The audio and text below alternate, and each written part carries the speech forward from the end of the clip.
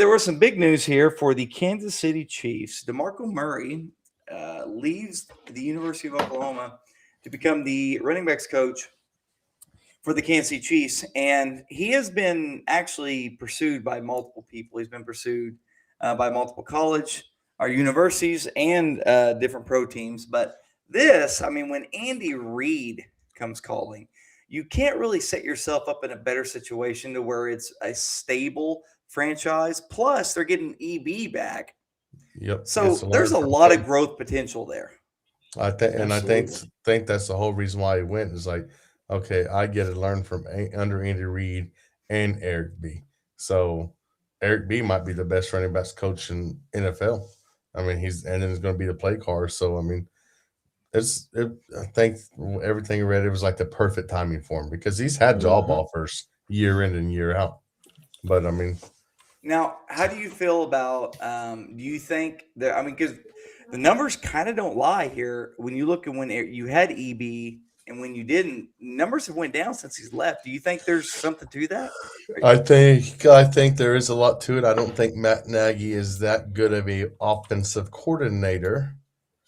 I mean, so I think Matt Nagy's a good quarterback coach, but being the one that installs the offense and stuff like that. But I mean, and then it's just injuries this year, injuries a couple of years. I mean, for those first so many years with Mahomes, we got lucky and didn't have no major injuries, stuff like that. I mean, just simple things, some small things that you don't think a lot. Your left tackle's out for the whole year or something. Well, you ain't gonna sit in the pocket for 4 seconds. You're gonna try to get the ball out quicker and everything like that. I mean, they haven't had a big name receiver on the outside. I mean, Rice was that guy. Well, he tore his ACL and MCL and then was suspended for 6 games. I mean, Xavier Worthy tore his shoulder up, should be having surgery soon. He wasn't healthy all year. So it's been about 3 years. So should that all be put on blame on Matt Nagy? No, I mean it's just No. the pieces around on the offense is just they haven't since EB left, they haven't had a full complement. Like, hey, we got the running backs to go with the quarterback to go with the receivers and stuff like that, and the O line being healthy. So Yeah. Um. Well, yeah, I think if I was a Chiefs fan, I would be excited to get him back, get Patrick healthy, and see what DeMarco can do. I'm not saying DeMarco's like a game changing hire, but it's nice, always nice to have that experience and those people who have been there, done that successfully in Yeah. the program at any point. So Well, it's easier. It's easier to have a guy like a DeMarco Murray who has had the success on the college and the pro level, kind of help take a guy like Brashard Smith and bring him under his wings and kind of show him the ropes and kind of teach him the game. Because I mean, Smith, if I remember right, at SMU, he was a wide receiver up until the last year of his career.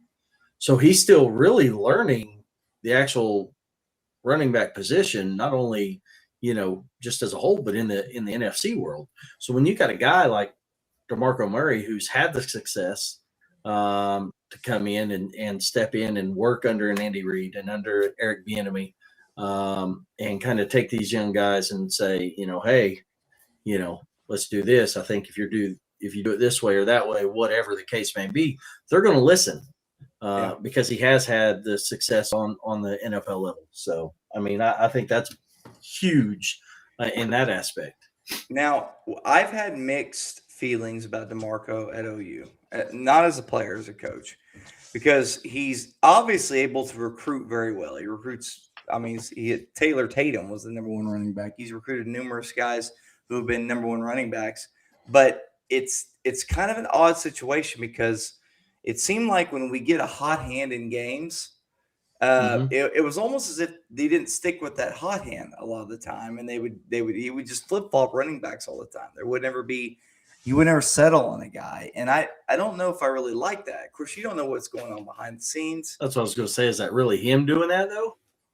So here's my thing: we've had numerous running backs that have left us that have then went on and were extremely successful the next year, including Hollywood Smothers, who is now with Texas. He went Mm-hmm. to NC State, and then Texas gave him a big old NIL package. It's just odd. I don't. I don't know. I wish I knew all the details behind the scenes. But Right. with that being said, we did hire a really good hire. Dylan McCullough. Okay. The Chiefs' old running back coach when we first won the Super Bowl. And he was at Notre Dame. He coached a lot of really good running backs there. He's with the Raiders. And he had two really good sons who played for us. They have since transferred out. But this is an amazing hire. I mean, especially this late February, 18th in the cycle, to get him to come in.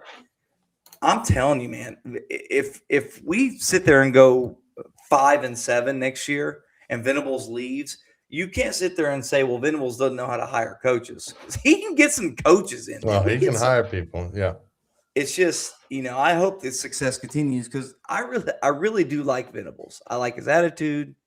I like his approach, but it is the SEC. And I mean, it's a coin flip on.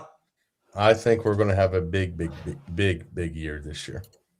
Now, injuries can change that, but we've returned a lot on defense. We've returned a lot on offense. I think that's the key. Got rid of Jason Witten coming in. I mean, come on. That's what I'm saying about getting people get hired in. It's just that's just crazy. So I am excited because they're ready to recruit his son. Yeah. And here's what's crazy about that is we had a really good shot at him even without Jason because he's a linebacker and that's Venables' area. Yeah. So, but with Witten there, I mean, come on. Yeah, I mean that's almost a shoe in. But I am excited to see Witten that's going to be exciting to see big old Witten over there on the dang sideline. Watch him get all fired up.